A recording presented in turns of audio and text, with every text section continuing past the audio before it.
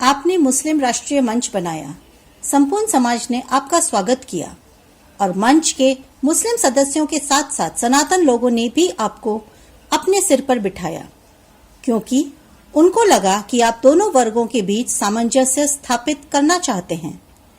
उनकी यह सोच सही भी लगती है, क्योंकि विविधता भरे दुनिया की सबसे बड़ी लोकतंत्र में अगर किसी बात की जरूरत है तो वह है सामंजस्य, अनेकता में एकता, सौहार्द, परस्पर विश्वास और इंसानियत की मजबूती की, जो समय के इस प्रवाह में लगभग गुम हो गए हैं।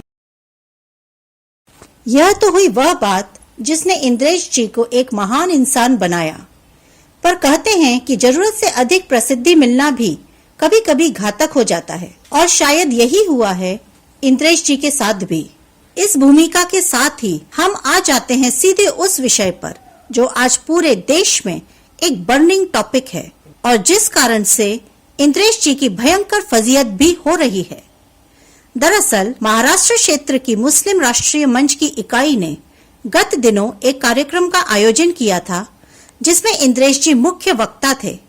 इस कार्यक्रम के उद्देश्य को इस नजरिए को समझना था कि भगवान राम दरअसल इमाम-ए हिंद यानी हिंदुस्तान के सबसे बड़े इमाम हैं।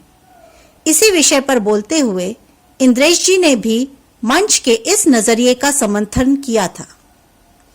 आम लोगों को इसमें कुछ भी गलत नहीं लगा और उन्होंने इस बात का यह सोचकर विरोध नहीं किया, क्योंकि इंद्रेश जी ने कहा था और उन पर समाज का काफी भरोसा है, इसलिए जिम्मेदारी उनकी ही थी कि लोगों के विश्वास को वह और अधिक मजबूत करें।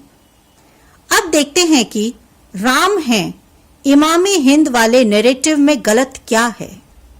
पहला बिंदु तो यह है कि सनातन मान्यता के अनुसार भगवान राम ने मर्यादा की राह दिखाने के लिए इस धरती पर जन्म लिया था। वह स्वयं परमेश्वर यानी भगवान है।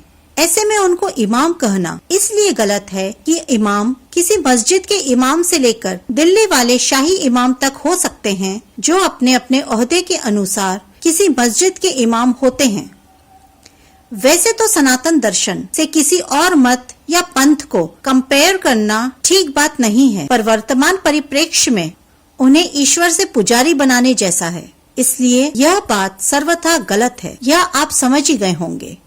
इस मामले में दूसरा महत्वपूर्ण बिंदु यह है कि जाकिर नाइक जैसे लोगों की विस्तारवादी नीति के चलते दूसरे धर्मों के श्रद्धा बिंदुओं को अंडरमाइन करना, यानी उनको एक नैरेटिव चलाकर अपने श्रद्धा बिंदु से निम्न स्तर पर रखना उनका उद्देश्य होता है।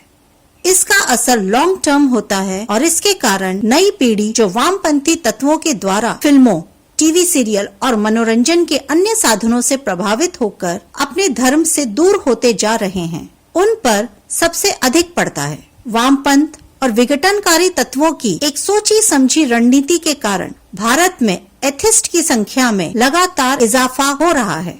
हालांकि पिछले 5 वर्षों में कुछ जन जागृति आई है, ऐसे में हम सब महसूस कर सकते हैं। भगवान राम को इमाम-ए हिंद कहना भी इसी तरह का कार्य है, ऐसा साफ साफ लगता है। इस बारे में बातें तो बहुत सी हैं, पर अपना यह वीडियो हम यहीं समाप्त करते हैं और आप सबसे अपील करते हैं कि चाहे इंद्रेश कुमार हो या कोई और, जब भी आपको लगे कि कोई आपकी आस्था, आपके विश्वास पर आघात कर रहा है, तो तुरंत आवाज उठाइए और ईश्वर की कृपा से सोशल मीडिया से अच्छा कोई और हथियार ही नहीं है इस तरह की बातों के लिए। वंदे मातरम, जय श्री राम।